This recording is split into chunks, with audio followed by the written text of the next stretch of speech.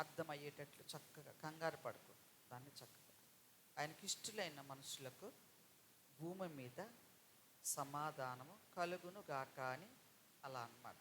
సరే, చిన్ని ప్రార్థన. సర్వోన్నతుడా, శక్తిమంతుడా, నీ ఘనమైన నామమునకు వివేల వందన నమస్కారాలు, స్తోత్రాలు.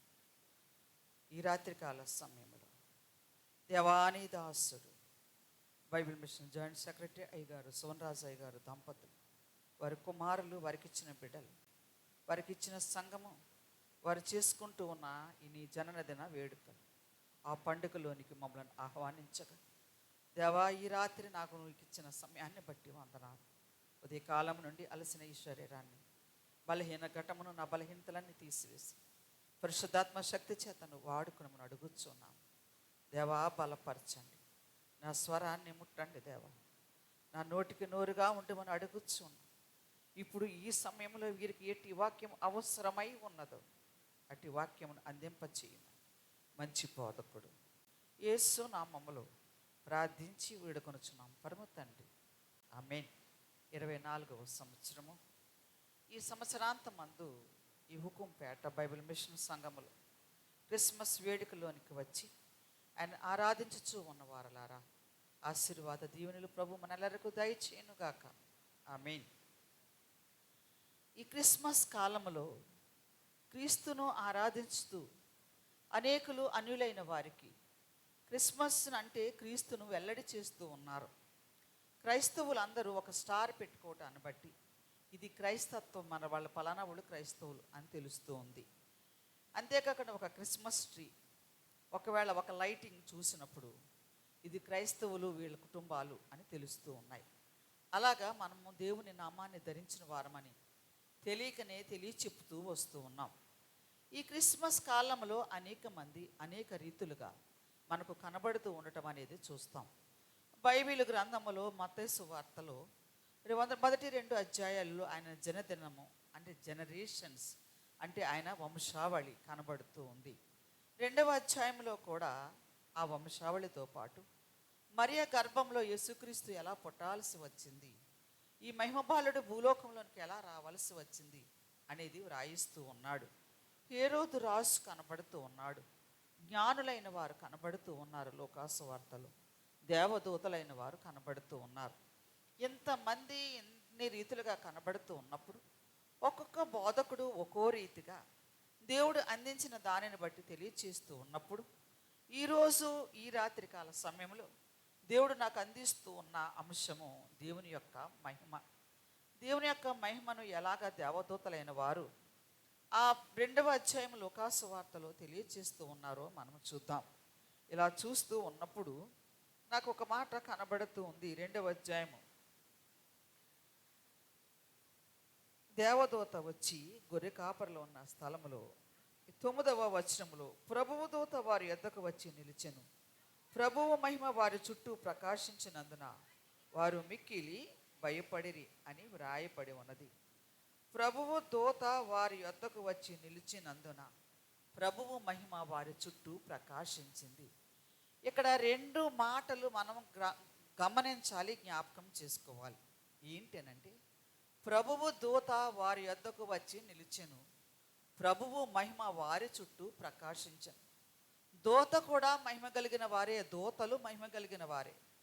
దూతలలో అపరిశుద్ధత లేదు, దూతలు పాపము చేసిన వారు కారు, దేవుని దగ్గర ఉన్నవారు కాబట్టి దేవుని చేత పంపించబడిన వారు, వారే మహిమా స్వరూపులు. దూతలంటే వీరు స్త్రీ అని పురుషులని చెప్పలేము, కానీ వారు ఆత్మస్వరూపులు. అయితే ఈ దూత వచ్చినప్పుడు దేవుడు సెలవిస్తూ ఉన్నమాట ఈ లోకాసు వార్త 2వ అధ్యాయము 9వ వచనములో, ప్రభువు మహిమ వారి చుట్టూ ప్రకాశించినందున అని వ్రాయబడి ఉంది. దూత మహిమ ప్రకాశిస్తూ ఉందా? దూత వచ్చి నిలబడితే, ఉదాహరణకు మీకు అర్థమయ్యేలా చెప్పడానికి నా వంతు ప్రయత్నం నేను చేస్తాను. ఈరోజు నేను మీతో మాట్లాడుతూ ఉన్నప్పుడు నా స్వరం మీకు వినబడుతుందా? విజయరాజయ్య గారు వస్తానన్నారు కాబట్టి ఎక్కడో ఉన్న విజయరాజయ్య గారు వాయిస్ వినపడుతుందా మీకు చెప్పాలి. ఎవరి మాట వినిపిస్తుంది? మీ ఎదురుగుండా నేనున్నాను, నా స్వరమే మీకు వినిపిస్తుంది, నేనే కనిపిస్తూ ఉన్నాను కదా. కానీ ఇక్కడ ఈ లోక భక్తుడు రాస్తూ అంటాడు, ప్రభువు మహిమ వారి చుట్టూ ప్రకాశించినందున అని అంటూ ఉన్నాడు. ఉదాహరణకు మేబీ ఇక్కడ నుంచి గజ్జరం ఎంత దూరం ఉంటుంది? 10 కిలోమీటర్లు ఉండొచ్చు. ఆ గజ్జరము ఉన్నంత దూరంలో బెత్లెహేము పశువుల పాక ఉంటే, ఆ పశువుల పాకలో యేసుక్రీస్తు ప్రభు పుట్టి ఉన్నాడు. అప్పుడు దేవుని చేత పంపబడిన దేవదూత ఇక్కడ 8వ వచనం నుండి, ఆ దేశంలో కొందరు గొర్రె కాపరులు పొలములో ఉండి రాత్రి వేళ 2 మాటలు కనబడుతూ ఉన్నాయి. ఇక్కడ పొలము అనేది మరొక కొంత దూరంలో ఉంది, ఒక 10 కిలోమీటర్ల దూరం అనుకుందాం. అంత దూరంలో ఉన్న ఈ పొలములో ఉన్న గొర్రె కాపరులకు బెత్లెహేములో అంటే గజ్జరం అంత దూరంలో ఉన్న ప్రభువు పుట్టిన స్థలము నుండి దేవదూత వచ్చి ఇక్కడ నిలబడి ఉంటే, అక్కడ ఉన్న ప్రభువు మహిమ ఇక్కడకు ప్రకాశించింది అని వ్రాయబడి ఉంది. అంటే ప్రభు యొక్క మహిమ మనకు అర్థం కావటానికి, ఇదంతా చీకటి మహిమగా ఉన్నప్పుడు మనం లైట్లు వేయగానే ఈ చీకటంతా బయటకు వెళ్ళిపోయి లైట్లతో నింపబడి వెలుగుతో నింపబడి మనమందరము ఒకరికొకరు ఎలా కనిపిస్తూ ఉన్నామో, ప్రభు యొక్క మహిమ అంత దూరము, ఈ లైటింగ్ యొక్క ఈ వెలుగు కొంత దూరం వరకు వ్యాపిస్తుంది. ఒక లైట్కి ఉన్న విద్యుత్ కాంతి అంటే ఈ లైట్కి పవర్ ఇక్కడ వరకు. ఒక చిన్న లైట్ అంటే ఆ చిన్న లైట్లు ఉన్నాయి, మిడిమిట్లు కొట్టే లైట్లు, అవి చిన్నవి కాబట్టి కొంచెమే కాంతివంతంగా ఉంటాయి. ఉదాహరణకు సూర్యుని యొక్క కాంతి ప్రపంచంలో ఉన్న ప్రతి చోటికి ఎలా వ్యాపిస్తూ ఉందో, అలాగా ఈ లైట్ ఉందంటే ఇక్కడ వరకే కనిపిస్తూ ఉంది. కానీ సూర్యుని యొక్క కాంతి ఎలా వ్యాపిస్తూ ఉందో, నీతి సూర్యుడైన యేసుక్రీస్తు ప్రభు భూలోకంలోనికి వచ్చినప్పుడు ఆయన కాంతి వెలుగు మహిమ ఈ పొలంలో ఉన్న గొర్రె కాపరుల వరకు వ్యాపించడం అనేది మనం చూస్తూ ఉన్నాం. ఈ రాత్రి మన అంశము మహిమ. అంటే దేవుని యొక్క మహిమ ఎంత గొప్పగా ఉంటూ ఉంది, ఎంత దూరం వ్యాపించగలదు, మహిమ కొరకు మనం ఎందుకు నేర్చుకోవాలి రాత్రి అని మనం ఆలోచన చేస్తే, దైవజనులు దేవదాసయ్య గారు ఈ క్రిస్మస్ కాలంలో పాటలు వ్రాస్తూ చాలా చక్కగా మహిమ బాళ్ళుండడుగు ఉయ్యాలో మరియమ్మ ఒడిలోన ఉయ్యాలో అని రాశారు. పొత్తి వస్త్రములే నీకు పొదుపాయను లాలి, మాకి మహిమ వస్త్రములు ఇయ్యను అని.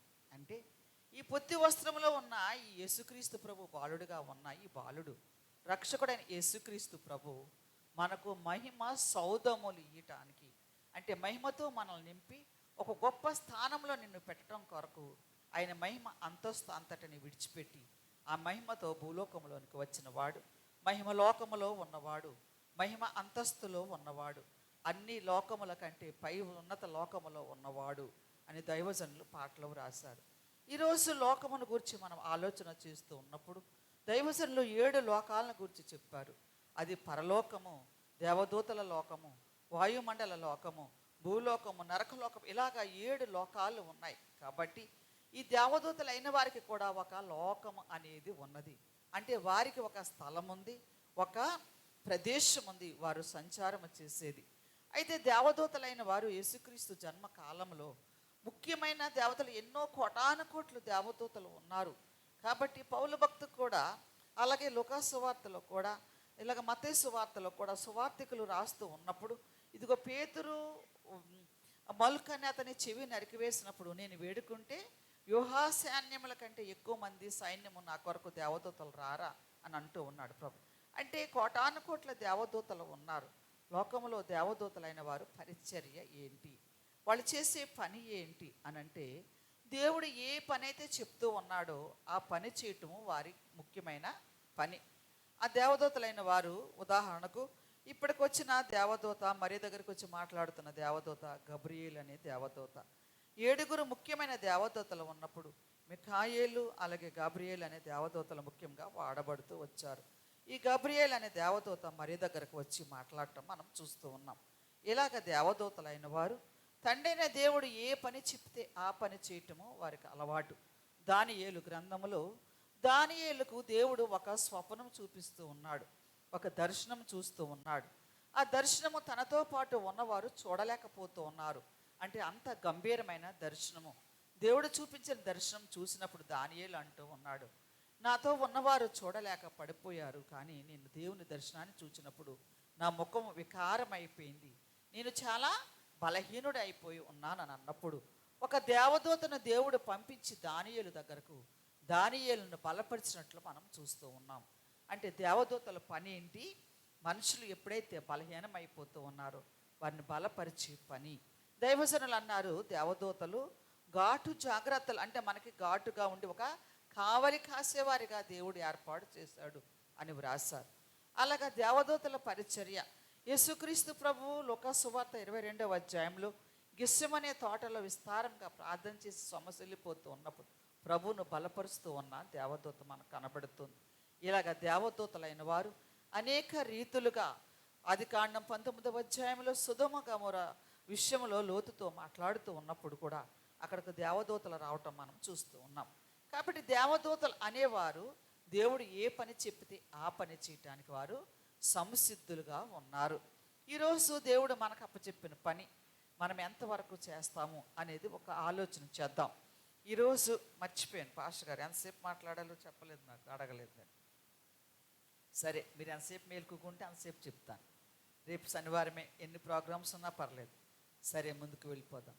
దేవుడు నడిపిస్తూ ఉన్నప్పుడు దేవదూతలైన వారి చేత దేవుడు అంటే వారికి దేవునికి ఒక పరిచారకులు, ఒక సైన్యం, మ్యాన్ పవర్. మనుషులకు ఏదైనా పని చేయాలంటే ఈరోజు క్రిస్మస్ పెట్టుకోవాలని అంటే ఇక్కడ టెంట్లు వేయాలి, వాళ్ళకి ఒక పరిచర్య. లైటింగ్ వేయాలి, వాళ్ళకి ఒక పరిచర్య. ఆర్కెస్ట్రా వారు అలాగే లైటింగ్ వేయటానికి, సిస్టమ్ చేయటానికి, అలాగే హెల్ప్ చేయటానికి మీరంతా చాలా మమ్మల్ని తీసుకురావడానికి చాలా ప్రయాసపడి డెకరేషన్ పువ్వులు వేసేవాళ్ళు, అలాగే కోఆపరేట్ చేయడానికి పాస్టర్సు, పాటలు పాడేవారు, ఇలాగ ఎంతోమంది చేస్తే ఈ క్రిస్మస్ పండుగ వేడుక అనేది జరుగుతుంది. అలాగే ప్రపంచం అంతటిలోని ఈ సృష్టి అంతటిని నడిపించడానికి దేవుడు ఆకాశ మండలము పరలోకములో ఉండి సైన్యము ఉన్న ఆ పరివారం ఎవరు అంటే ఆయనకున్న సైన్యమే దేవదూతల సైన్యము. దానితో వారిని ఎక్కడికి పంపిస్తే వాళ్ళు ఎలా వెళుతూ ఉన్నారు, ఎవరితో మాట్లాడాలంటే వారు మాట్లాడి నడిపిస్తూ ఉన్నారు. అలాగా దేవుడు తన కార్యాన్ని సాగించుకోవటం అనేది మనము చూస్తూ ఉన్నాం. అయితే ఇక్కడ దేవుని మహిమ అనేది కనబడుతూ ఉండటము నేను జ్ఞాపకం చేస్తూ వచ్చాను. అయితే దీనికి 14వ వచనములో ఈ దేవదూతలు అయిన వారు సర్వోన్నతమైన స్థలములలో దేవునికి మహిమయు ఆయనకి ఇష్టలైన మనుషులకు భూమి మీద సమాధానము కలుగును కాక అని దేవుని స్తోత్రము చేయుచుండిరి. ఇక్కడ ఈ దేవదూతలైన వారు గొర్రె కాపరుల దగ్గరకు వచ్చి దేవుని కొరకు చెప్పి ప్రభు కొరకు చెప్పారు. రక్షకుడైన యేసుక్రీస్తు ప్రభు కొరకు చెప్పారు. బెత్లెహేములో పశువుల తొట్టెలో పరుండి ఉన్న రక్షకుడైన గొప్ప దేవుని కొరకు వారికి తెలియచేయటం మనం చూస్తాం. అంతా అయిన తర్వాత వీళ్ళు ఏం చేస్తున్నారు, దేవునిని గణపరుస్తూ స్తుతిస్తూ ఉన్నారు. మానవునికి ముఖ్యమైనది ఏంటి అంటే దేవుణ్ణి స్తుతించటం. భక్తుడైన దావీదు దినానికి 7 పర్యాయాలు స్తుతిస్తూ ఉండేవాడట. సహజంగా మనం దేవుణ్ణి స్తుతించడానికంటే ఎక్కువగా ప్రార్థన చేసుకుంటూ ఉంటాం. ప్రార్థన చేసుకోవటం మంచిదే, మన అవసరాల కొరకు దేవుని అడగటము మంచిదే. కానీ ఎక్కువగా దేవుడి మీద ఆనుకొని ఉండి డిపెండ్ అయిపోయి దేవుని మీద ఆధారపడి అడుగుతూ ఉంటాం. అది అలవాటుగా మారిపోతూ ఉంది. కానీ దేవుడు చేసిన ప్రతి మేలును బట్టి భక్తుడైన దావీదు తన గ్రంథములో, కీర్తన గ్రంథములో ఎన్నో పర్యాయాలు అంటాడు, సూర్యోదయం మొదలుకొని సూర్యాస్తమయం వరకు స్తుతులకు పాత్రుడైన దేవాది దేవుణ్ణి నేను స్తుతించడానికి నేను ఎపాటి వాడను అని అనుకుంటూ ఉన్నాడు. మానవులుగా దేవుడు మనకిచ్చిన ఈ ఆధిక్యతను బట్టి దేవుణ్ణి మనం ఎంతగా స్తుతిస్తే ఈరోజు మనము ఇక్కడ ఇలాగ నిలబడి ఉన్నాము, ఇక్కడ కూర్చున్నామంటే ఆయన ఇచ్చిన ఊపిరి మనం బ్రతికి ఉన్నాము. ప్రతి క్షణము ఆయన దీవించుట, మనము జీవించుట ఏకకాలంలో జరుగుతుందని దైవజనులు అన్నారు. అంటే మనము ఆయన ఊపిరై ఉన్నాం కాబట్టి మనం ఈరోజు ఈ గాలి పీల్చుకుంటూ బ్రతుకుతూ ఉన్నాం, జీవం కలిగి ఉన్నామంటే దేవుణ్ణి స్తుతించాలి. ఇప్పటి వరకు ఈ 4 రోజులు వర్షాలు, ఎంత గంభీరమైన పండగలు, ఎంత క్యాన్సిల్ అయిపోయి ఎంత ఇబ్బందులు పడ్డారో, ఈరోజు మీ పండగకు వాతావరణాన్ని దేవుడు అనుకూలపరిచాడంటే దేవుని ఎంతగా స్తుతించాలో.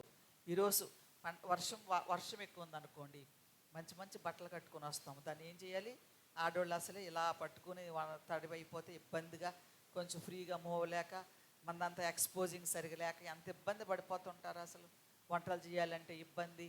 ఇవన్నీ లేకుండా దేవుడు వాతావరణం అనుకూలపరిచాడంటే దేవునిని మనం ఎంతగా స్తుతించాలి.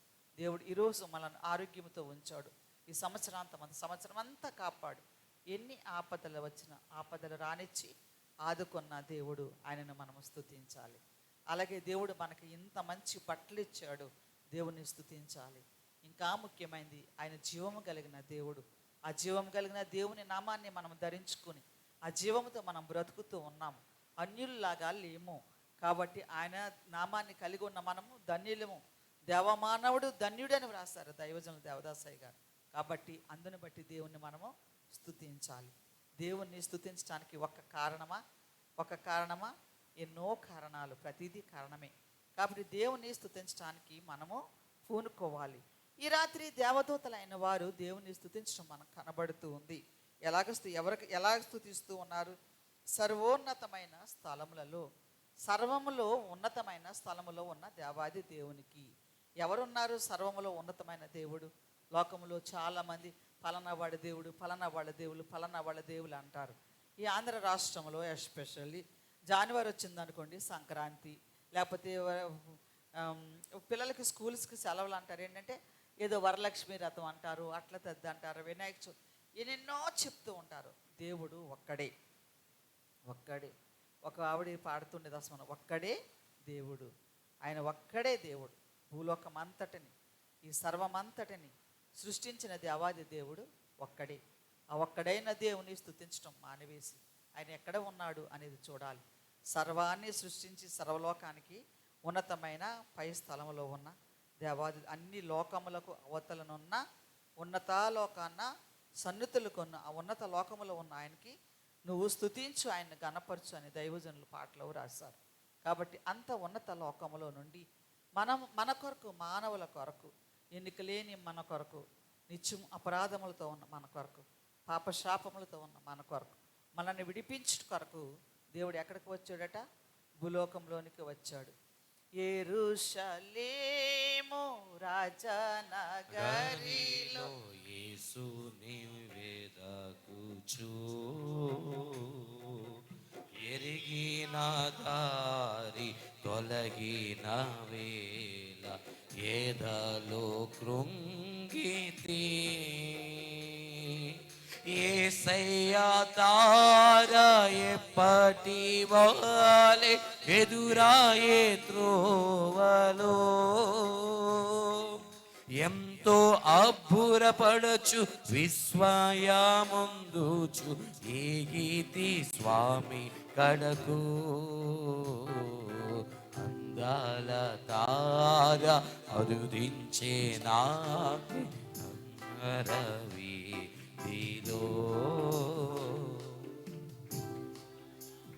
అది ఏపీ మాసలమ్మన్ గారు రాసిన పాట, మన అయ్య గారు రాసిన పాట తార కోసం.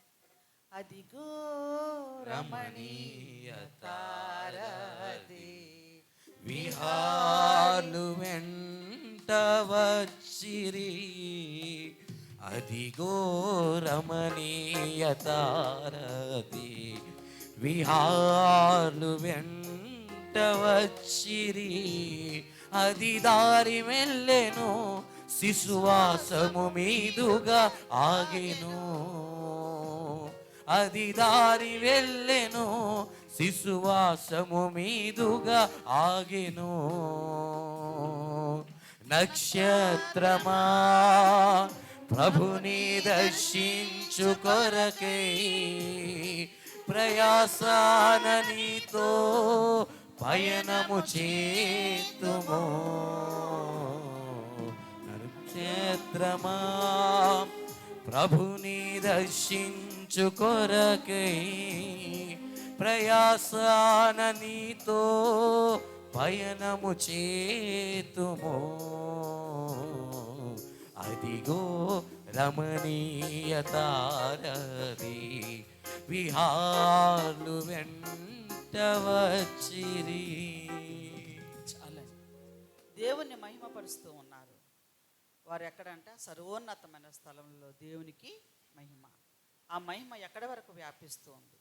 ఎక్కడో ఉన్నత లోకాల్లో ఉన్న దేవాది దేవుడు భూలోకంలోనికి, ఆ యెరూషలేము పట్టణం దగ్గర ఉన్న బెత్లెహేములోనికి వచ్చి ఆ పాకలో జన్మించిన యేసు యొక్క మహిమ ఇక్కడ వరకు వ్యాపించినప్పుడు ఆయన మహిమపరుస్తూ ఉన్నారు. ఆయన మహిమను చూచి దేవదూతలైన వారు గణపరుస్తూ స్తుతిస్తూ ఉన్నారు. ఎక్కడ ఉన్నాడు? యెరూషలేము వీధుల్లో ఉన్న యేసుక్రీస్తు ప్రభు యొక్క మహిమ వీధులన్నీ వ్యాపించిపోయిందంట. బెత్లెహేమంతా ఆయన మహిమ వ్యాపించిపోయిందంట. యూదయ దేశమంతా వ్యాపించిపోయిందట. అలాంటి గొప్ప మహిమ కలిగిన దేవుడు ఉన్నతమైన లోకంలో ఉన్న దేవుడు నీ కొరకు ఒక నరుడుగా భూలోకానికి రావటానికి ఏంటి ఆ ఉద్దేశము అని అంటే, మనము ఆయన నిత్యము కూడా దేవుణ్ణి స్తుతించాలి, దేవునిని ఆరాధించాలి. ఆయనతో ఉన్నతమైన ఆలోచన మొదటి నుంచి కూడా ఆయనకు ఉన్నతమైన ఆలోచన, ఆశ ఏంటంటే మనుషులు ఆయన రూపంలోనికి మార్చబడాలి. ఆయన ఉన్న చోటనే, ఆయన ఉన్న ప్రదేశంలోనే ఈ మానవులైన వారు ఉండాలి. ఎందుకనంటే ఆయన రూపంలో చేయబడిన మానవులమైన మనలను దేవుడు ఏం చేయబోతూ ఉన్నాడు? ఆయన ప్రక్కన కూర్చోబెట్టుకోబోతూ ఉన్నాడు. ఆయన ఉన్న స్థలంలో మనల్ని ఉండనిచ్చబోతూ ఉన్నాడు. ఉంచాలని ఆశ కలిగి ఉన్న ఆ దేవునిని నిత్యం మనం ఆరాధించాలని ఆయన కోరుకుంటూ ఉన్నాడు. నిత్యం ఆయన స్తుతింపబడాలని ఆయన కోరుకుంటూ ఉన్నాడు. అందుకనే దైవజనులు ఒక పాటలో వ్రాస్తూ స్తుతులు ఘన సమస్తుతులు నీకు అని వ్రాశారు. స్తుతులు ఘన సమస్తుతులు, అంతకంటే భాష సరిపోదేమో ఆయన స్తుతించడానికి. దేవుడు చేసిన మేళ్ళు బ్రతుకులు సంవత్సరం నుంచి జనవరి నెల 1వ తారీఖు నుండి ఈ డిసెంబర్ నెల ఇప్పటి వరకు ఆయన బలమైన రెక్కల నీడలో ఆయన చేతుల కింద మనల్ని బలపరిచి ఉంచిన ఆ దేవాది దేవుని ఎంతగా స్తుతించిన మనము తనివి తీరదు. అంతేకాకుండా ఈ పాపలోకములో పాపశాపాల మధ్య ఉండిపోయిన మన బ్రతుకులు నశించిపోకుండా దైవజనులు రాశారు కదా, ఎట్టివారినైనా పట్టి రక్షించడానికి ఎన్ని పాటలు పడ్డాడు ఆయన. సిలువ వేయబడ్డాడు, శ్రమ పడ్డాడు, ఆ మహిమ రూపమంతటిని విడిచిపెట్టి, మహిమలోకాన్ని విడిచిపెట్టి, ఉన్నతమైన స్థితిని విడిచిపెట్టి ఒక మనిషిగా భూలోకానికి వచ్చి ఎంతో అవమానింపబడటము, ఒక నరుడిగా అంత మహిమ కలిగిన దేవుడు ఎంత నరుడిగా ఇమిడిపోవటం అనేది. ఉదాహరణకి మీకు అర్థమయ్యే పరిభాషలో చెప్పాలనంటే, ఒక 4 కేజీలు బియ్యం ఉన్నాయి అనుకోండి. ఒక తవుడు బియ్యం వండే ఆ డేక్షలో 4 కేజీల బియ్యం వండుతామా? అసలు తవుడు బియ్యమే పొంగిపోతుంటే ఈ 4 కేజీల బియ్యం అసలు ఆ పాత్రలో పడతాయా? పట్టవు. కానీ మరి అంత మహిమ కలిగిన దేవుడు నా మీద నీ మీద ప్రేమ చొప్పున ఒక నరుడుగా భూలోకానికి వచ్చాడు అని అంటే ఆయన చేసిన త్యాగాన్ని బట్టి నిత్యము మనం ఆయనను స్తుతించాలి. అందుకని ఈ దేవదూతలైన వారు ఈ బెత్లెహేములో ఉన్న పొలములో ఉన్న గొర్రె కాపరుల దగ్గరకు వచ్చి అంటూ ఉన్నారు, సర్వోన్నతమైన స్థలములలో అక్కడ ఆయనకు దేవునికి మహిమ, ఇక్కడ కూడా మహిమే అని దేవుని స్తుతిస్తూ ఉన్నారు. ఎవరు ఇంకా ఎలా స్తుతించాలని చెప్తూ ఆయనకి ఇష్టలైన మనుషులకు భూమి మీద సమాధానము, ఒక దీవెన కూడా ఇస్తూ ఉన్నారు. మీరు ఎప్పుడైనా దేవుని స్తుతించడం కానీ మొదలు పెట్టారా? మీ కుటుంబానికి దేవుడు సమాధానం ఇవ్వబోతూ ఉన్నాడు. ఎలా సమాధానం? ఎవరికి వస్తాడట సమాధానం? ఆయనకి ఇష్టలైన మనుషులకు, ఆయన రూపంలో చేయబడిన ప్రతి వారు కూడా ఆయనకి ఇష్టలే కదా. నేనంటే ఇష్టం లేదా? నల్లగా ఉన్నా ఇష్టమే, తెల్లగా ఉన్నా ఇష్టమే, లావుగా ఉన్నా ఇష్టమే, అందంగా ఉన్నా ఇష్టమే. ఈ మధ్య అమెరికా దేశం వెళ్ళాం కదా, నేను అప్పటి వరకు అనుకునేదాన్ని, అంటే వెళ్ళక ముందు కూడా నేను అనుకుంటా ఉంటాను ఎప్పుడు, ఈ భారతదేశంలో కొంతమంది నల్లగా ఉంటారు, కొంతమంది తెల్లగా ఉంటారు. తెల్లగా ఉన్న వాళ్ళకి ఏమో నల్లగా ఉన్న వాళ్ళ మీద కొంచెం మేము చాలా తెల్లగా ఉంటాం, చాలా అందంగా ఉంటామని నల్లగా ఉన్న వాళ్ళ మీద చిన్న చూపు. అదే కర్రీగా నల్లగా ఉంటుంది కదండి అని చెప్తూ ఉంటారు. అంటే ఏంటంటే అదేదో చిన్న చూపు, దేవుడిచ్చిన ఆకారము, దేవుడిచ్చిన రంగు.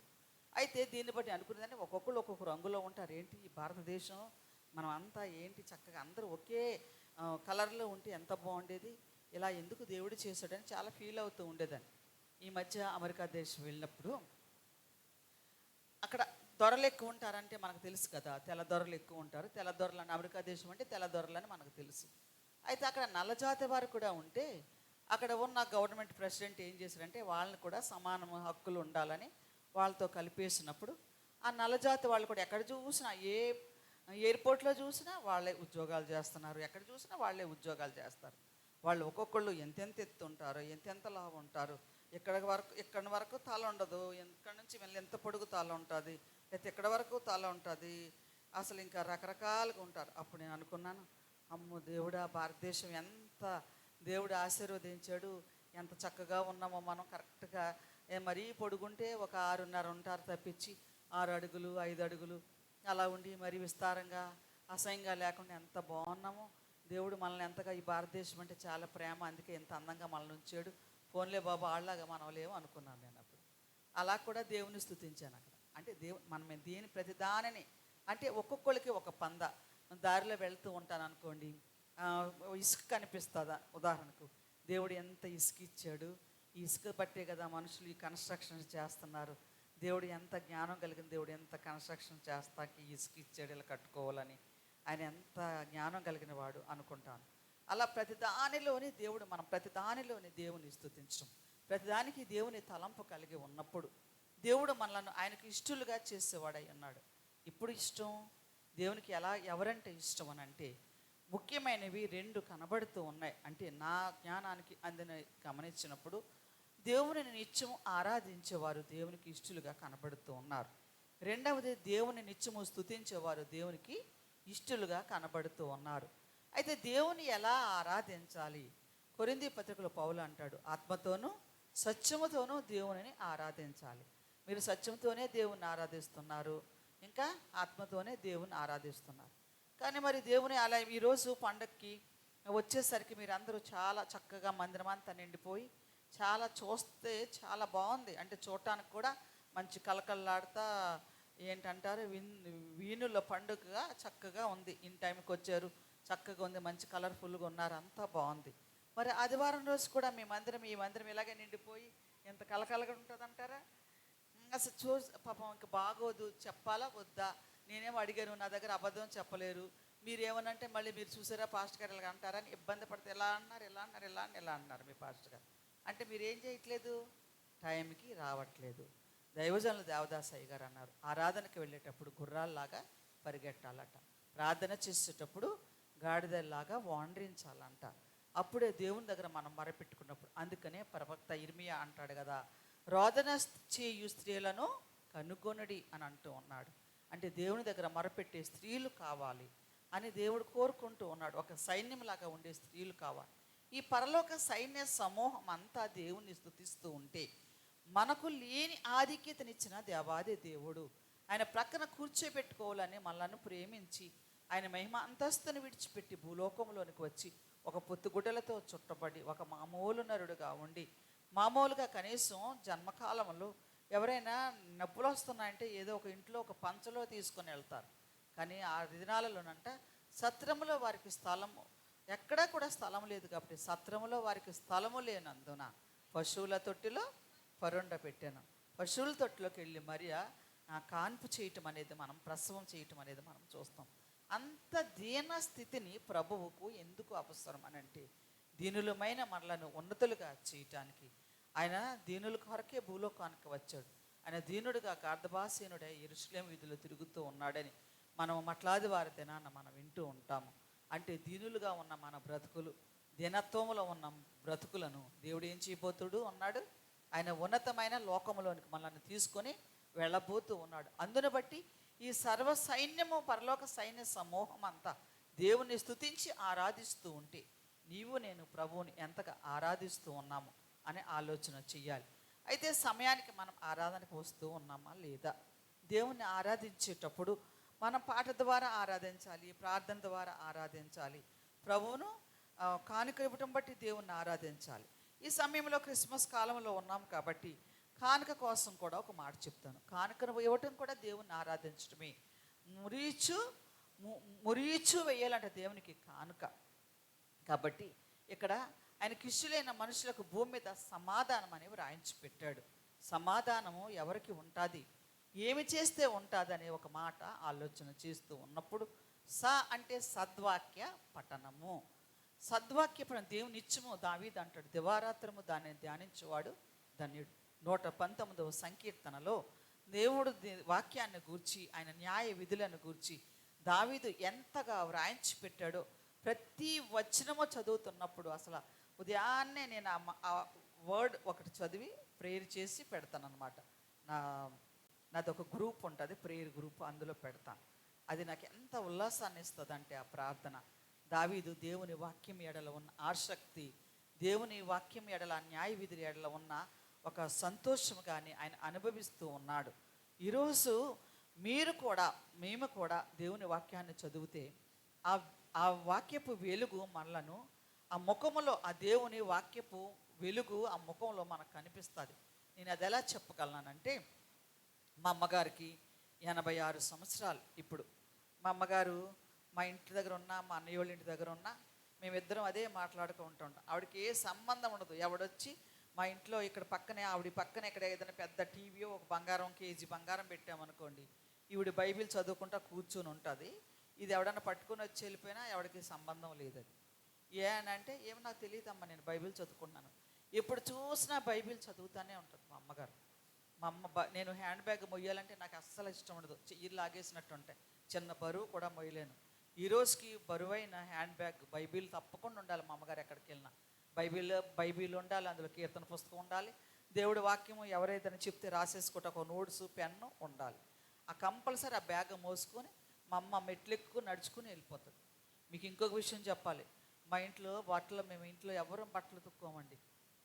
మాకు చాక్కల అబ్బాయి ఉంటాడు, ఆయనే బట్టలు ఉతికేస్తాడు, ఆయనే ఇస్త్రీ చేస్తాడు. మా ఇంట్లో 4 పనోళ్ళు ఉంటారు. ఇవన్నీ మానేసి మా అమ్మ ఆవిడ చీర ఆవిడే ఉతుక్కుంటారు. మనం ఎంత చెప్పినా సరే వింత అసలు. అంటే దేవుడు ఎందుకు చెప్తున్నానంటే, దేవుని వాక్యము నిత్యము ధ్యానం చేయటం వల్ల అది గంభీరమైన శక్తిని దేవుడు ఇస్తాడనమాట. 87 సంవత్సరాలప్పుడు ఆవిడ పనులు ఆవిడ చేసుకుంటుందంటే దేవుని స్తుతిద్దాం, దేవునికి మహిమ కలుగును కాక. దేవుని వాక్యాన్ని మనము కూడా నిత్యం అలా చదివితే దేవుడు మనల్ని బలపరుస్తాడు. మధ్యలో మా అమ్మ అడుగుతూ ఉంటుంది, నేను బైబిల్ చదువుతున్నానో లేదు అని టెస్టింగ్ అనమాట.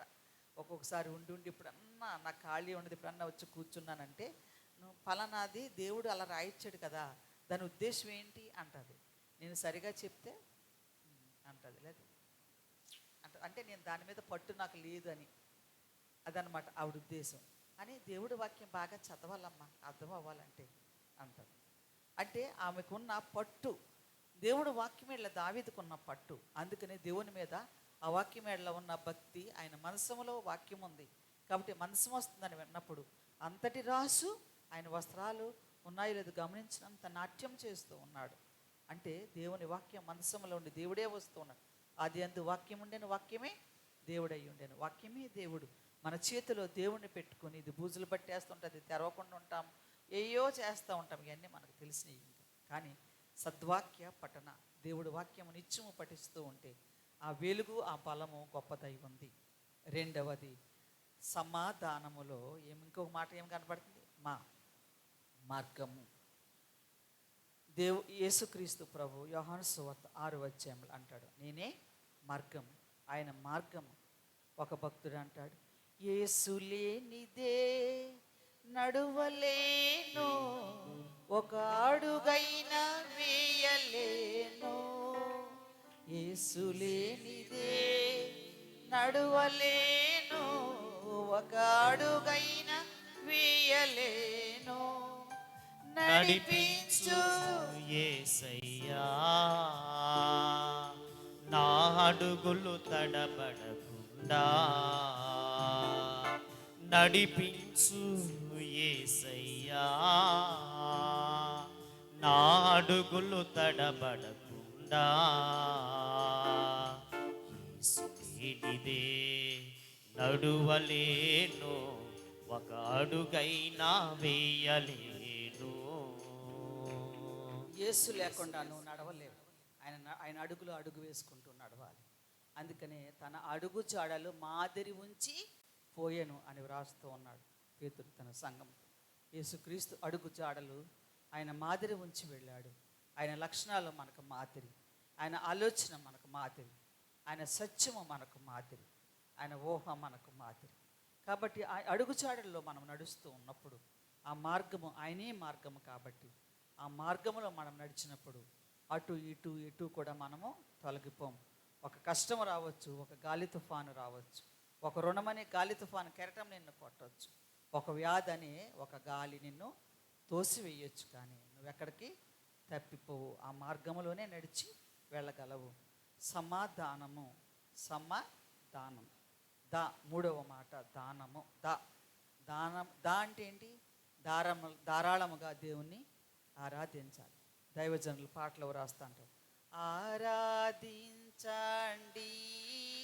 క్రీస్తును, ఆరాధించండి క్రీస్తుని, ఆరాధించండి, ఆరాధించండి క్రీస్తుని, ఆరాధించండి క్రీస్తుని, ఆరాధించండి. రాజగుని ఇశ్రాయేల్ రాజు, ఈ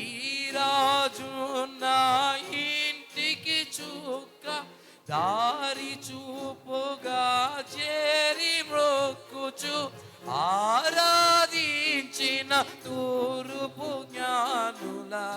జ్ఞానులు దేవుణ్ణి ఆరాధించడానికి ఎక్కడో తూర్పు దేశం నుంచి యేసుక్రీస్తు ప్రభు పుట్టాడని తెలిసి, మెస్సియా లోకములోనికి వచ్చాడని తెలిసి, రక్షకుడు మన కొరకు ఉద్భవించాడని తెలిసి జ్ఞానులైన వారు తూర్పు దేశం నుంచి దేవుని ఆరాధించడానికి రావటం మనం చూస్తూ ఉన్నాం. వారు వస్తూ ఏం తెచ్చారు? కానుకలు కూడా పట్టుకొని వచ్చారు.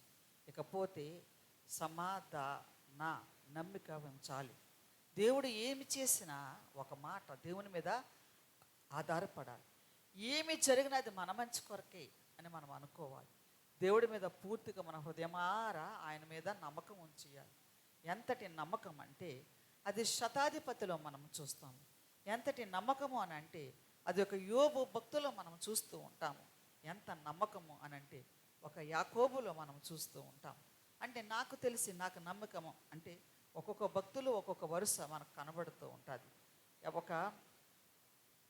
ఈ నమ్మకం అనే దానిని శతాధిపతి విషయంలో తన దాసుడు రోగిగా ఉంటే యేసుక్రీస్తు ప్రభు దగ్గరికి వచ్చి ఒకరోజు అంటూ ఉన్నాడు, నా దాసుడు రోగిగా ఉన్నాడు, నువ్వు బాగు చెయ్యి. ఒక మాట ఇస్తే చాలు, నువ్వు నా దాసుడి దగ్గరికి రావద్దు, నేను ఆయన తీసుకొని రావాల్సిన పని లేదు, నువ్వు మాట మాత్రము సెలవిస్తే చాలు, నా దాసుడు బాగైపోతాడు. ఎంత నమ్మకమో కదా! అసలు దేవుని ప్రభు మీద ఎంత నమ్మకంతో ఉన్నాడు ఆ శతాధిపతి. బాగైపోయాడా లేదా? వెంటనే బాగైపోయాడు. అంటే అంతటి నమ్మకం కలిగి ఉన్నాడు. ఈరోజు మనమంట మన నమ్మకం మన పక్కన ఉన్న వాళ్ళనే మనం నమ్మం. మనం వాళ్ళతో చాలా క్లోజ్గా మాట్లాడుతాం, వాళ్ళ పక్కకి వెళ్ళగానే ఇంకొకరితో మళ్ళీ వాళ్ళ విషయం మాట్లాడుతుంటాం. అంటే ఒక మనిషిని ఒకళ్ళు పూర్తిగా నమ్మలేము. కానీ ప్రభువు మాత్రము శతాధిపతి నమ్ముతూ ఉన్నాడు. నీ ప్రభువు ఏదైనా చేయగలిగిన సమర్థుడైన దేవుడు, సామర్థ్యము కలిగిన దేవుడు. నీ ప్రభువుని ఎంతగా నమ్మాలంటే సముద్రాన్ని మనం అనుకుంటాము, సముద్రాన్ని నీళ్లు ప్రవహిస్తూ ఉన్న సముద్రము ఒక కాలువకు ఒకసారి 87వ సంవత్సరం ఐ థింక్ 86 కానీ 87లో కానీ పోలవరంలో వరదలు వచ్చేస్తే 86 వరదలు వచ్చేసినప్పుడు కొవ్వూరులోనే కృష్ణ, ఆయన పేరేం పేరు, తెలుగుదేశంలో కృష్ణబాబు గారు, వాళ్ళ ఫ్యాక్టరీలు ఏ ఉన్నాయి, వాళ్ళకి ఏదో ప్రాబ్లం వస్తుందని కడమస్ లూయిస్ దగ్గర గండి కొట్టేశారు. గండి కొట్టేస్తే ఆ నీరంతా పోలవరం అంతా ఎక్కడికెక్కడ కొట్టుకుని మొత్తం అంతా నిండిపోయింది అనమాట. ఎంత భయంకరమైన వరదో చెప్పలేం. ఆ నీళ్ళు వల్ల మేము ట్రైబల్ ఏరియాలో గార్ల గుయ్యని ఆ ఊరిలో ఉంటే అక్కడ ఉన్న మాస్టర్ ఫ్యామిలీస్ చాలామంది 10-15 ఫ్యామిలీస్ మా ఇంటికి వచ్చి ఉన్నాయి. అప్పుడు అంత నీరు ఉధృత. ఒక నది, గోదావరి నది పాయలైపోయి పగిలిపోయి ప్రాబ్లం వస్తే బస్తాలేసి కప్పెట్టడానికి 2 రోజులు పట్టింది. కొన్ని ఊళ్ళు కొట్టుకొని వెళ్ళిపోయాయి. అది వినటానికి మనుషులు ఎంతమంది సఫర్ అయ్యారు, ఎంతమంది చనిపోయారు, ఎంత కష్టం కలిగింది, ఎంత ఆపద కలిగింది. మరి సముద్రాన్ని నీటిని రాశిగా చేసి దేవుడు ఒక్క క్షణములోనే రోడ్డు వేసేసాడు. ఆ రాత్రికి రాత్రే ఇశ్రాయేలు ఆవలికి చేరారు. ఎంత గొప్ప సంగతి అది ఎంత గొప్ప అద్భుతం అది మనం చదువుకుంటూ వెళ్ళిపోతాం. కానీ అది ఇమాజినేషన్ మనం కానీ ఊహించుకుని మన జీవితం ఇది ఎలా జరిగి ఉంటుందని అనుకుంటే ఆ స్థలాన్ని కూడా దేవుడు పాయలు చేసిన స్థలాన్ని నేను 22 సార్లు దర్శించి చూసాం. ఇప్పుడు నేను చెప్తున్న ప్రతి వాక్యంలో ఉన్న మాట నేను కళ్ళుతో చూశాను. దేవుడు నాకు అంత గొప్ప భాగ్యం ఇచ్చాడు. ఎంత ధన్యులమో మేము చెప్పాలనంటే. అలాంటి గొప్ప ఈ స్థలాలు దర్శించిన మేము దేవుడు వాక్యాన్ని, దేవుని యొక్క గొప్పతనం, దేవుని యొక్క మహిమను చెప్పటానికి దేవుడు ఈరోజు ఈ అవకాశం ఇచ్చాడంటే ఆ రోజు కనులతో ప్రభు యొక్క మహిమను చూచిన దేవదూతలు ఈ సైన్యం అంతా కలిసి సర్వోన్నతమైన స్థలంలో దేవునికి మహిమ, ఆయనకి ఇష్టలైన మనుషుల కంటే నువ్వు ఆయనకి ఇష్టలుగా ఉండగలుగుతూ ఉన్నావా? ఆయనకి ఇష్టరాలుగా ఉండాలని ఆశపడుతూ ఉన్నావా? ఎప్పుడు చూసినా నా పిల్లోడు పెళ్ళి అవ్వలేదు, నా రుణాలు తగ్గలేదు, నాకు వ్యాధి వచ్చింది, కాళ్ళు నొప్పి, ఇంక ఇదే గోల. నేను ఆయనకి ఇష్టరాలుగా ఉండాలని, ఆయన నిన్ను ఆరాధించాలని, ఆయన నేను స్తుతించాలని, ఆయనను గణపరచాలని, ఆయన నిత్యము నేను ఆయన్ను ఏదో ఒకటి చేసి నేను సంతోషపెట్టాలని నువ్వు ఎప్పుడైనా ఒక ఆలోచన చేస్తావా? దేవునికి మనం ఏదైనా చిన్న సంతోషం కలిగించగలమా? అసలు కనీసం ఆదివారం రోజు ఆరాధనకు వచ్చి సకాలంలో ఆరాధించడాన్ని బట్టి అయినా అట్లీస్ట్ మనం అలా చేస్తామా? చెయ్యను. సరే, నమ్మకం అంటే నీకు నమ్మకం ఎలాగ ఉండాలి? గాలి తుఫాన్లు వచ్చినా సరే దేవుడు నన్ను ఏమీ చెయ్యడు, నన్ను నిలబెట్టి ఉంచుతాడు. నేను నిలబడే ఉన్నాను. గాలి తుఫాన్లు వస్తే నిలబడి లేరా? ఈరోజు ఉదయకాల సమయంలో నాకు నిద్ర పట్టట్లేదు. అప్పుడు నేను ప్రభువుని ప్రార్థన, నేను ఎప్పుడు మెలకు వస్తే అప్పుడే చేసుకుంటూ ఉంటాను. అలా చేసుకుంటూ ఉన్నప్పుడు నాకు అనిపించింది, మా అక్క గుర్తు వస్తుంది నాకు, వాళ్ళ ఫ్యామిలీ గుర్తు వస్తున్నప్పుడు అయ్యో నేను అనుకుంటాను, అక్క, బావ, చెల్లి, తమ్ముడు, ఇవన్నీ అన్న తమ్ముడు ఇలా అందరం బతికే ఉన్నాం. తుఫాను లాంటి కరోనా వచ్చినా ఎవరు కొట్టుపోకుండా, అబ్బా ఎంత మనం పరిశుద్ధులమా ఏంటి? కేవలం ఆయన కృపను బట్టి ఆయనకి ఇష్టలుగా దేవుడు మనల్ని చేసుకుని అందరినీ బతికించి ఉంచాడు. మా బంధువులందరినీ బతికించే ఉంచాడు. దేవుడు ఎంత గొప్ప కార్యం చేశాడో కదా, అందరం బతికే ఉన్నాం మేము అని అనుకుంటున్నాను. అందుకని కూడా దేవుని అంటే ఏది గుర్తొస్తే దేవుని స్తుతించడం. మీకు అంటే మీకు ఎలాంటి ఆలోచనలు వస్తాయి నాకు తెలియదు, కానీ అలాగే దేవుని స్తుతించడం అంటే ఏది అయిపోయినా సరే దేవుడు మనలను సజీవులుగా ఉంచగలడు. ఎంత కష్టం వచ్చినా దేవుడు మనలను బాగా ఉంచగలడు అని ఒక నమ్మకం మనం కలిగి ఉండాలి. అపాయం మన మీదకి వచ్చినా సరే రాకుండా చేయగలిగిన దేవుడు అని దావీదు అందుకని పలుమార్లు శత్రువులు తరుముతూ ఉన్న అద్దరికి వెళ్తున్నాడు, యోర్దాను దాటి వెళ్తున్నాడు, మళ్ళా తిరిగి వస్తూనే ఉన్నాడు. అంటే దావీదు బాగా ఆనుకున్నాడు దేవుడి మీద, అంత నమ్మకం అన్నమాట. మనము కూడా దేవుని మీద ఆనుకుని నమ్మకం కలిగి ఉంటే దేవుడు మన బ్రతుకులు కూడా మార్చి ఆయనకి ఇష్టలుగా చేసుకోగలడు. సమాధానములు ఆఖరి మాట మురీచు దేవునికి కానుకలు ఇవ్వండి అని దైవజనులు రాశారు. ఎక్కడో తూర్పు దేశం నుండి వచ్చిన జ్ఞానులైన వారు దేవుని ప్రభు దగ్గర చూడాలని వచ్చారు. బాగానే ఉంది, వచ్చేటప్పుడు గిఫ్ట్ తీసుకురావాలా? ఎవరి దగ్గరికైనా వెళ్తే గిఫ్ట్లు తీసుకురావాలా? అమెరికాలోని నిన్నటి దినమంట బాక్సింగ్ డే అంట. అది ఏంటనంటే ఒక క్రిస్మస్ రోజు అందరూ ఒకరికొకరు గిఫ్ట్లు ఇచ్చుకుంటారంట. ఇచ్చుకుంటే అవన్నీ గిఫ్ట్లన్నీ కలిపి మరి ఆ రోజు పండుగలు అలసిపోతారు కదా, మరుసటి రోజు సెలవు పెట్టుకుని ఒక వారం రోజులు సెలవులు ఇస్తుందంట అమెరికా గవర్నమెంట్. ఎందుకనంటే క్రిస్మస్ సెలబ్రేట్ చేసుకోవటానికి. ఆ బాక్సులన్నీ ఒకరు తెచ్చిన గిఫ్ట్లు ఒకరు ఏం తెచ్చారని విప్పి చూసుకోవటం, అవన్నీ ఓపెన్ చేసి చూసుకుంటారట. అది ఒక ప్రత్యేకమైంది. మరి మనకు మనమే గిఫ్ట్లు ఇచ్చుకుంటాం. మనం ఇష్టపడిన వాళ్ళకి ఒక్కొక్క గిఫ్ట్, ప్రేమిస్తే ఇంకో గిఫ్ట్. ఈ రోజుల్లో ప్రేమిస్తే చాలామంది నేను వింటున్నాను, లోకంలో యవ్వన పిల్లలంట తల్లిదండ్రులు చేసిన సంబంధాలు చూడకుండా ప్రేమ వివాహాలు లేకపోతే పెళ్ళికి తల్లిదండ్రులు చేసే పెళ్ళి చేసుకుంటారంట, అందాక ప్రేమిస్తారంట. ఎందుకు అది కరెక్ట్ కాదు, తప్పు అని చెప్తే తల్లిదండ్రులు మీకు వచ్చే శాలరీస్తో మీరు గిఫ్ట్లు ఎక్కడ ఇస్తారు? ఒక ఫోన్ కావాలి, నువ్వు గిఫ్ట్ ఇస్తావా? ప్రేమించుడైతే ఒక గిఫ్ట్ ఇస్తాడు, కావాల్సినవి కాస్ట్లీ ఏవేవో తెచ్చిస్తారు. ఈ రోజుల్లో స్టైల్ ఎక్కువ కదా, వాటన్నిటికి కావాల్సినవన్నీ మ్యాచింగ్లు, ఇవన్నీ కావాల్సినవి. బయటికి సినిమాలకు వెళ్ళాలి, షికార్కి వెళ్ళాలి, హోటల్స్కి వెళ్ళాలి, అవన్నీ తీసుకుని ముందు వీడియోలు తీయాలి, అవి ఫోటోలు పెట్టాలి. ఇంక ఇదంతటికి కావాలంటే డబ్బులు కావాలి. ఇవన్నీ కావాలంటే పాపం వాడు ప్రేమించడానికి వంకతో వాడిని. మగపిల్లలు బాగానే ఉన్నారంట ఆంధ్రాలో, ఆడపిల్లలు చాలా చెడిపోయారంట. యవనస్తురారా, ఈ రాత్రి కాల సమయంలో ఒక్క చిన్న హెచ్చరిక, తల్లిదండ్రుల మాట వినండి, దేవునికి లోబడి ఉండండి, దేవునికి ఇష్టలుగా ఉండటం నేర్చుకోండి. సరే, ఆఖరి మాట మురీచు. అంటే మురీచు దేవునికి కానుక ఇవ్వాలి. ఈ తూర్పు దేశం నుండి దూరదేశం నుండి వచ్చిన ప్రభువుని చూడటానికి వచ్చిన వారు కానుకలు తీసుకొని వచ్చారు. కానుక ఇవ్వటం అంటే వాళ్ళు రావటమే ప్రభు దగ్గరికి రావటమే సాగిలి పడుతూ ఉన్నారు. అంటే సాగిలి పడి దేవుణ్ణి ఆరాధిస్తూ ఉన్నారు, పూజిస్తూ ఉన్నారంటే దేవుణ్ణి ఆరాధిస్తూ ఉన్నారు, ఆయనకు నమస్కరిస్తూ ఉన్నారంటే దేవుణ్ణి ఆరాధిస్తూ ఉన్నారు. నమస్కరింపరండి దేవుని నమస్కరింపరండి అని వ్రాస్తాడు ఒక భక్తుడు పాటలో. కాబట్టి దేవునికి నమస్కారం చేయాలి, దేవుని ఆరాధించాలి. కానుక ఇవ్వటం కూడా ఒక ఆరాధనే. మీరు కానుకిచ్చేటప్పుడు, దేవునికి కానుకిచ్చేటప్పుడు ఎలా ఇవ్వాలంటే సంతోషముతో దేవునికి కానుక ఇవ్వాలి, మనసారా దేవునికి కానుక ఇవ్వాలి. ఇచ్చేటప్పుడు సణుక్కుంటూ గొణుక్కుంటూ ఇవ్వకూడదు. అలాగే మాసిదోనియ సంఘం అంట పేదరికంలో ఉన్న కూడా వారి దాతృత్వం చాలా గొప్పదని పౌలు భక్తుడు రాస్తూ ఉన్నాడు. నువ్వు కానుకిచ్చేటప్పుడు దేవుడు, చాలామంది పాస్టర్లకి పాస్టమ్మ గారు ఏదైనా చెప్పి నువ్వు వద్దులేమ్మా ఇంకొకరు చేస్తారంటే, ఆ పాస్టమ్మ నన్ను మానేసి వాళ్ళని పట్టుకున్నది, వాళ్ళకి ఎంతెంత కానుకలు ఇచ్చానో అని అంటారు. ఎవరికి ఇచ్చారంట కానుకలు? ఎవరికి ఇచ్చారు మీరు కానుక? చెప్పాలి. దేవునికి ఇచ్చారు. పాస్టర్ గారికి ఇవ్వలేదు మీరు కానుక, పాస్టమ్మ గారికి ఇవ్వలేదు కానుక, దేవునికి ఇచ్చారు. దేవునికి ఇచ్చి పరిశోధించండి, ఆకాశపు వాకిండ్లు విప్పి దేవుడు మీకు ఇస్తానని చెప్తూ ఉన్నాడు. కాబట్టి నువ్వు ఎంత ఇచ్చినా సరే ఆయనకి మనకు రుణము తీర్చుకోలేము. ఆయన దేవుడు పేదవాడు కాదు, నీ దారిద్ర్యాన్ని పోగొట్టుకోవటానికి నువ్వు కానుక ఇస్తూ ఉన్నావు. కానుక కొరకు ఒక చిన్న మాట చెప్తాను.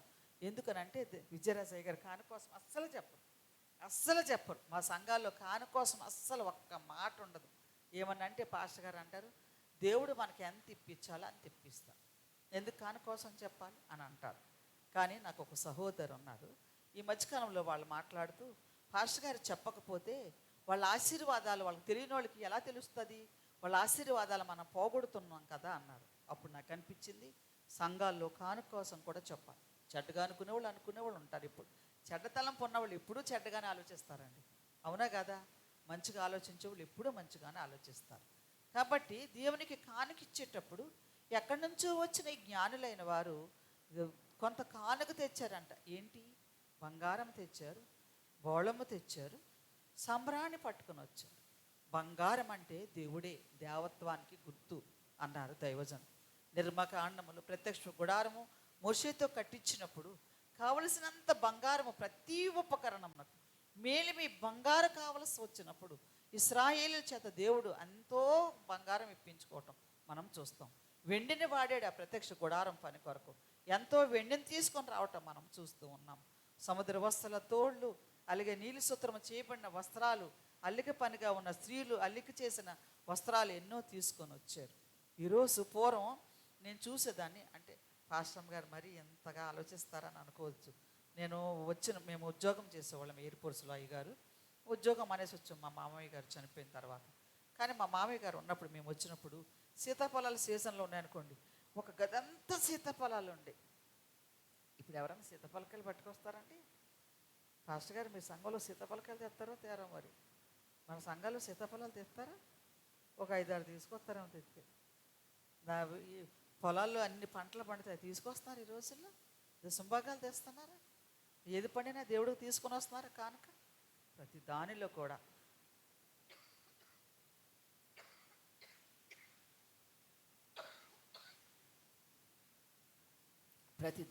కూడా దేవునికి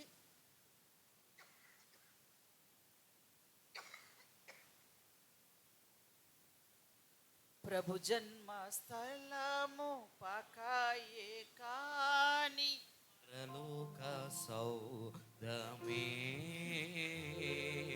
పాలుని జోడ జీవితమంత పావనమాయెనో ప్రభు పాద పూజ దీవెన కాగా ప్రసరించే పుణ్యమో బ్రతుకే మందిరమాయే అర్పణలే సిరులాయే ఫలించే ప్రార్థన అందాల తార అరుదించే నాకై అంబర వీధిలో అవతారమూర్తి యేసయ్య కీర్తి అవని చాటుచున్. ప్రభు జన్మ స్థలము పాకే కానీ అది పరలోక సౌధమే. పరలోకపు దేవుడు వచ్చి భూలోకంలో ఉంటే ఆ స్థలమంతా ఏమైపోయింది? ఆయన మహిమతో పరలోక సౌధముగా చేసి వేశాడు. అలాంటి మహిమ కలిగిన స్థలంలోనికి మళ్ళను ఆయన ఉన్న మహిమ కలిగిన దేవాది దేవుడు నిన్ను నన్ను పెట్టాలనుకుంటూ ఉన్నాడు. మళ్ళను ఆయనకి ఇష్టలుగా చేసుకోవాలనుకుంటూ ఉన్నాడు. ఏమి చేస్తే ఆయనకి ఇష్టలుగా మనం ఉండగలము? ఆయనకి ఇష్టలుగా ఉండాలి అని అంటే ఇవన్నీ చెయ్యాలి. బంగారము ఏర్పాటు జనాంగమైన ఇశ్రాయేలీయులు ఐగుప్తు దేశంలో నుండి బయటకు వస్తూ ఉన్నప్పుడు అరణ్యములో దేవుణ్ణి ఆరాధించడానికి ఒక ప్రత్యక్ష గుడారము దేవుడు కట్టించుకున్నాడు. అప్పుడు అక్కడ ఉన్న ఎంతో బంగారం దేవుడికి మందిరానికి ఇచ్చారు ఇశ్రాయేలు. వాళ్ళు వద్దు, మోసే వద్దు అనే వరకు తీసుకొని వచ్చారట బంగారం. ఈ రాత్రి మిమ్మల్ని నాకు చిన్న ప్రశ్న వేయచ్చా? మీలో ఎవరైనా ఎప్పుడైనా దేవునికి బంగారం కానికిచ్చారా? ఏమండి, ఇచ్చారా? నేను ఎంత బంగారం కొనుక్కోవాలి, ఈ పండగ నాటికి ఎంత బంగారం కొనుక్కోవాలి, మా అమ్మాయి పెళ్ళికి ఎంత బంగారం కొని పెట్టాలి, అలాగే కదా అనుకుంటాం. ఈసారికి తప్పకుండా ఈ గొలుసు కొనుక్కోవాలి, ఈ గాజులు కొనుక్కోవాలి. ఇదే స్టోరీ ఎప్పుడు చూసినా. అయ్యో, దేవుడికి అంత దేవుడు, దేవాది దేవుడు, ఆయన పక్కన నన్ను ఉండనిచ్చే దేవునికి నేను ఏమి కానుక ఇవ్వగలను, నేను ఏమీ ఇవ్వలేను, కానీ ఒక్క గ్రాము బంగారమైన దేవుడికి ఇచ్చి దేవుణ్ణి కనపరుచుకుంటే ఎంత బాగుంటుందని ఎప్పుడైనా అనుకున్నారా? మరి ఆ తూర్పు దేశ జ్ఞానులు ఎందుకు బంగారం తెచ్చి దేవుని కానుకిస్తున్నారు? ఇశ్రాయేలీలు మందిరానికి ఎందుకు అంత గొప్ప కానుకిచ్చారు? దానివల్ల ఎంత ఆశ, మురీచు కానుకివ్వాలి. కానుకంటే ఏంటి? ఒకసారి నీకు వచ్చే కానుకలు ఒక దశం అంటే 10 అంత తెచ్చిచ్చే, ఇంకంతే, తర్వాత ఇంకంతే 10 రూపాయలకి అయితాలే. ఏంటి అసలు ఈ గొడవ ఏంటి? తెగించి మాట్లాడుతున్నాను. జాయింట్ సెక్రటరీ గారి చర్చిలో దేవునికి కానుకిచ్చటం, మనల్ని ఉన్నతులుగా చేసిన దేవాది దేవునికి ఉన్నతమైన కానుక ఇవ్వాలని అనుకో. దేవుడు నేను ఇంకా ఉన్నతమైన స్థితిలో పెడతాడు. రెండవది సాంబ్రాణి. సాంబ్రాణి అంటే ఒక గట్టి రాయి లాంటి దాన్ని చితక్కొట్టి నుప్పుల మీద వేస్తే అది చక్కని పొగ వస్తుంది.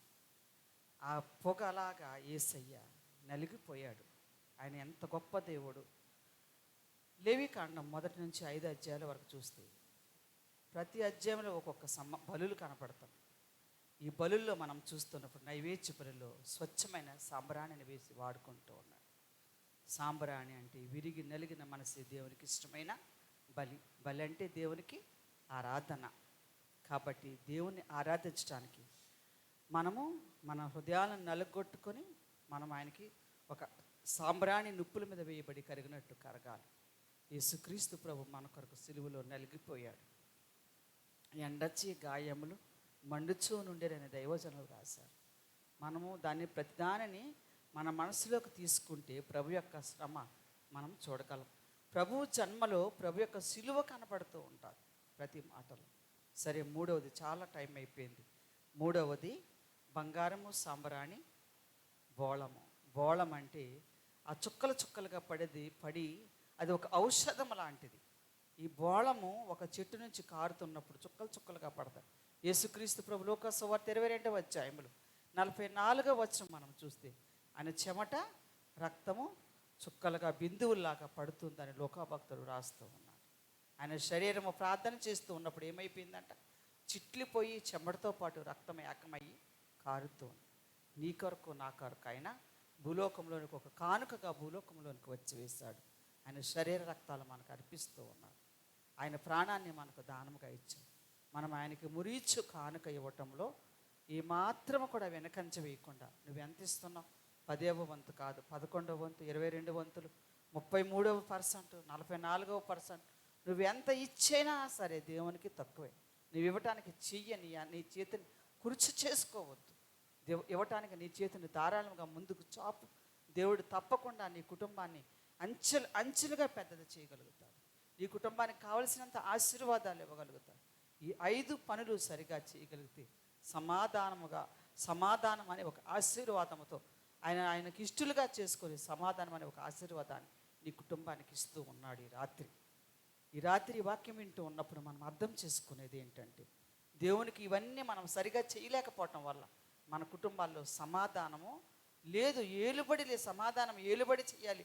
క్రైస్తవ కుటుంబాలలో మనం దేవుని అధిపతిగా మనం కలిగి ఉన్నామంటే మన కుటుంబాలు సమాధానంతో నిండి ఉండాలి. ఏదో ఒక అనారోగ్యము, ఏదో ఒక బాధ, ఏదో ఒక రుణము, ఏదో ఒక కష్టం, ఎప్పుడు కన్నీరు, ఏదో ఒక దుఃఖము, అసలు ఎటు బాగా వెళ్ళిపోతుందన్న ఏదో ఒక కష్టము, మనసుకు ఆయాసం. ఎందుకు అంటే నీ కుటుంబంలో ఎందుకు సమాధానం లేదంటే నీలో ఏదో ఈ 5 మాటల్లో ఉన్న మాటల్లో ఏదో ఒకటి నువ్వు సరిగ్గా పాటించలేకపోతున్నావు. అందుకే నీ కుటుంబంలో సమాధానం లేదు. సరే, ఆయనకి ఇష్టలుగా ఉండి సమాధానం అనే బంధం చేత మనం కట్టబడాలి. రేపటి దినాన్న మనం బంగారపు రాజవీధుల్లో పెట్టబోతూ ఉన్నాడు. అది గుర్తుపెట్టుకొని దేవాది దేవుడు మనకిచ్చే భాగ్యాలను బట్టి దేవునికి సంతోషంతో కానికిచ్చి ఆయనకు ఇష్టలుగా ఉండగలగాలి. నిత్యము దేవుని ఆరాధిస్తూ ఉండాలి, దేవుని స్తుతిస్తూ ఉండాలి. ఈ రాత్రికాల సమయంలో దేవదూతలైన వారు దేవుని స్తుతించి ఆరాధించి, గొర్రె కాపరులైన వారికి కూడా దేవుణ్ణి ఆరాధించి స్తుతించాలని చెప్పినప్పుడు గొర్రె కాపర్లు కూడా వెళ్ళి ప్రజలందరికీ ఎలాగా ఈ వార్తను తెలియచేశారో, ఈ క్రిస్మస్ వేడుకల ద్వారా అన్యులైన వారికి అనేకులకు ప్రభువును గూర్చిన వార్త, ఈ రక్షణ వార్త అనేకులకు మనం తెలియచేయబోతూ ఉన్నాం. రాక పర్యంతము ఇలాంటి క్రిస్మస్ పండుగలు అనేకం చేసుకోవాలి.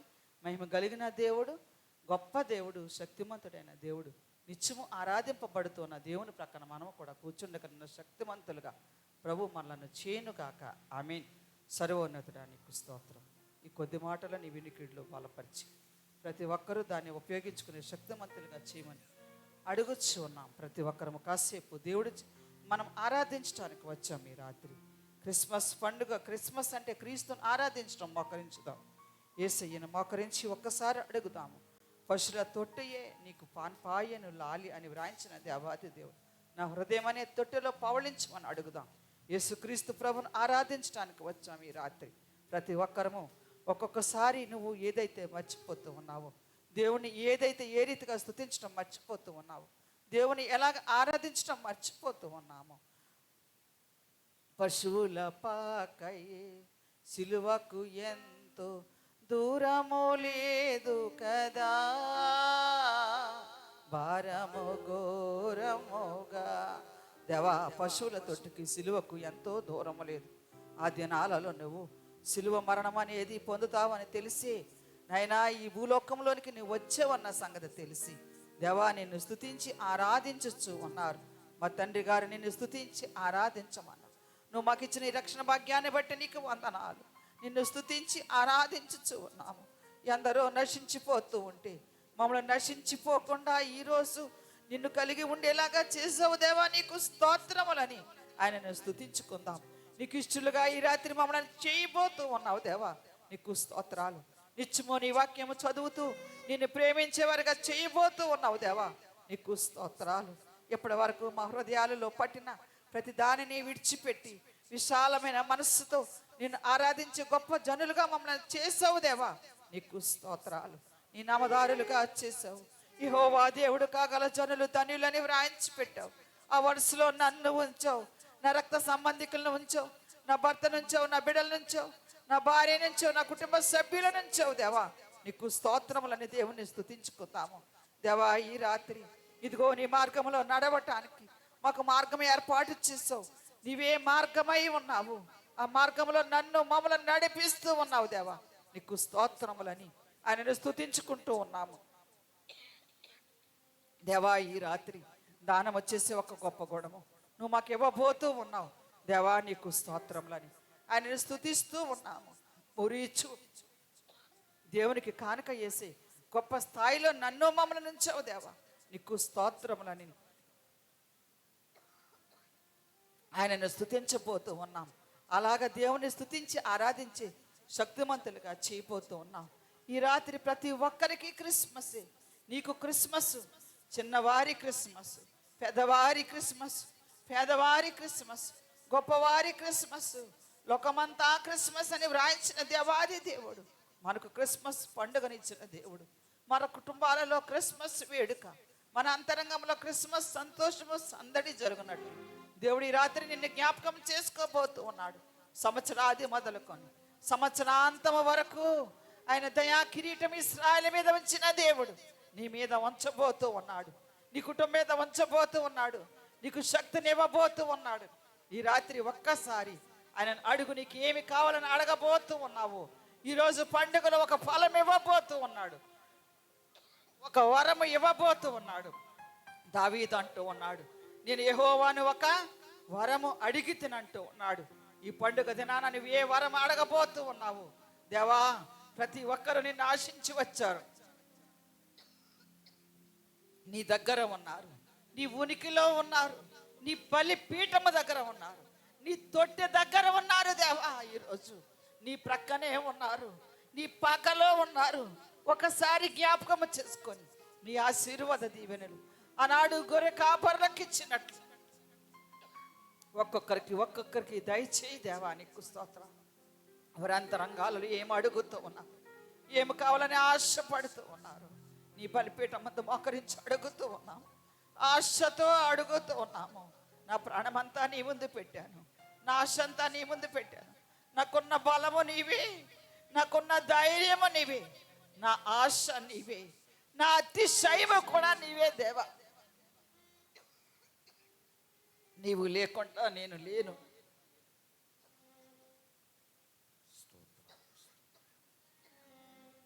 దేవా స్తోత్రాలు, దేవా స్తోత్రం. ఏ బిడ్డలు ఏ వరం అడుగుతూ ఉన్నారు, ఏ అనారోగ్యాలు పాలై ఉన్నారు, అనారోగ్యాలన్నీ తీసివేసి స్వస్థతనే ఒక వరముగా దయచే తండ్రి నీకు స్తోత్రం. రుణాలతో ఉన్నారేమో, సంపద దయచే దేవా నీకు స్తోత్రం. ఆరోగ్యము దయచే బిడ్డలను సెటిల్ చేయి దేవా నీకు స్తోత్రం. ఈ పండుగ దినాన్న వారి కుటుంబాలలో జరగని కార్యాలు జరిగినవని వారి సాక్ష్యం చెప్పగలిగాయి.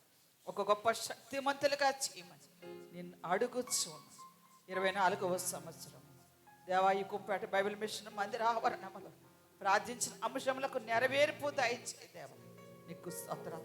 ఆనాడు దేవదూతలైన వారు సైన్యము వలె నిన్ను స్తుతించారు. మేము ఒక గొప్ప సైన్యం వలె నిన్ను స్తుతిస్తూ ఉన్నాము. ఈ రాత్రి నువ్వు చేసిన మేళ్లను తలంచుకుంటూ నిన్ను నిత్యము గణపరిచే శక్తిమంతులుగా చేయమని మహిమ బాలుడిగా భూలోకములోనికి వచ్చి మా అంతరంగ ఆశను నెరవేర్చు ఉన్న యేసు నామములో ప్రార్థించి వేడుకొనుచున్నాం పరమ తండ్రి, ఆమేన్. కూర్చుందాం. ఈ రాత్రికాల సమయంలో అందరూ కూర్చోనండి. నన్ను ప్రేమించి నాకు ఇంత గొప్ప అవకాశం ఇచ్చిన జాయింట్ సెక్రటరీ గారు సోన్ రాజయ్య గారు దంపతులు బిడ్డలను బట్టి వారందరికీ నేను కృతజ్ఞతలు తెలియజేస్తూ ఉన్నాను. వందనాలు మన్నాతలు తెలియజేస్తూ ఉన్నాను. మీ అందరికీ మన్నాత. చాలా అలసిపోయి ఉండటం బట్టి వాతావరణం మారిపోయింది. యాక్చువల్లీ అక్కడ విస్తారమైన చలి. అయ్యగారు సోమవారం రోజు మేము రావటమే లక్షవారం వచ్చాము అమెరికా నుండి. శుక్రవారం ఏమో శాల పండగ, తర్వాత శనివారం రెండవ శనివారం ప్రార్థన, తర్వాత ఆదివారపు ఆరాధనలు, రెస్ట్ లేదు. సోమవారం రంపచోడవరం వెళ్ళారు వీళ్ళందరూ కలిగి గుంపు అంతా. వెళ్ళి అక్కడికి వెళ్ళి ఎవరికో చలి జ్వరాలు వస్తే ఆ ప్రార్థన చేసి ఆ అంటించుకొచ్చారు. ఆ 2-3 రోజులు పడిపోయారు చలి జ్వరంతో. శుక్రవారం మొత్తం నేనే నడిపించాల్సి వచ్చింది. ఉదయం 6 గంటలకు మొదలెట్టిన ప్రయాణం రాత్రి 12 గంటల వరకు ఒక్క నిమిషం కూర్చోటక్కలేదు. 2 రోజులు తర్వాత ప్రతి దినము ప్రయాణాలు. అయ్యగారికి మరి అన్నీ సపరే చేస్తే ఆ దగ్గు నాకు అంటుకుంది. దానివల్ల కొంచెం ఇన్కన్వీనియన్స్, చాలా ఇబ్బంది పడ్డాను. ఆయన ఇంకా ఎక్కువ చెప్పొచ్చు కానీ పండగ అంటే వాక్యం పెద్దగా ఎక్కదు. ఏదో అది ఒక ప్రాముఖ్యం కాబట్టి మన వాక్యం వింటాం. సందడి, పాటలు, డ్యాన్సులు ఇవన్నీ ఉంటాయి. దాంతో సందడి చేసుకోండి. దేవుడు నాకు ఇచ్చిన గొప్ప భాగ్యాన్ని బట్టి వందనాలు. మీతో మరొకసారి దేవుడి చిత్తమైతే ఎప్పుడైనా, అంటే ఎప్పుడు అయ్యగారే రావాలి వద్దులేండి, దేవుడి చిత్తమైన సభలాట సరే, అప్పుడు వాయిస్ బాగుంటే అప్పుడు వస్తాను, బలహీనత లేకుండా ఉంటే. ఆయన నూతనమైన ఏడాదిలోనికి నూతన జీవంతో, నూతన బలంతో మనల్ని ప్రవేశపెట్టాలి. నూతన ఆశీర్వాదంతో దేవుడిని ప్రవేశపెట్టాలి. చాలాసార్లు మనం క్రైస్తవులుగా వాక్యం వింటూ ఉంటాం కానీ మందిరం దాటి వెళ్ళిపోయిన తర్వాత అది మనసులో పెట్టుకోం. వాక్యం ఎందుకు చెప్తారు బోధకులు అని అంటే దాన్ని బట్టి మనం నడవాలని, ప్రయత్నం చేయాలని వాక్యం బోధకులు ప్రయాసపడి చెప్తారు. మనము 100 చేయలేము, 60 చేయలేము, 30 చేయలేము. 10% అన్నా చేయాలని ప్రయత్నం చేయాలి కదా, అప్పుడు దేవుడు ఆశీర్వాదాలు మనం చూడగలం. మరొకసారి happy Christmas, merry Christmas. Thank you. గట్టిగా చెప్పలేకండి, గట్టిగా. మరి అమ్మగారు ఎంతో ఓపికగా మంచి వాక్యాన్ని వివరించారు. అందుకే మరొకసారి మరి దేవునికి వందనాలు. ఒక 2 నిమిషాలు మరి అమ్మగారి దగ్గర మేము ఎలా వెళ్ళామో, ఎలా మమ్మల్ని ప్రేమించారో 2 నిమిషాలు చెప్పి నేను అమ్మగారిని మరి పంపించేస్తాను. ఆ ముగ్గురు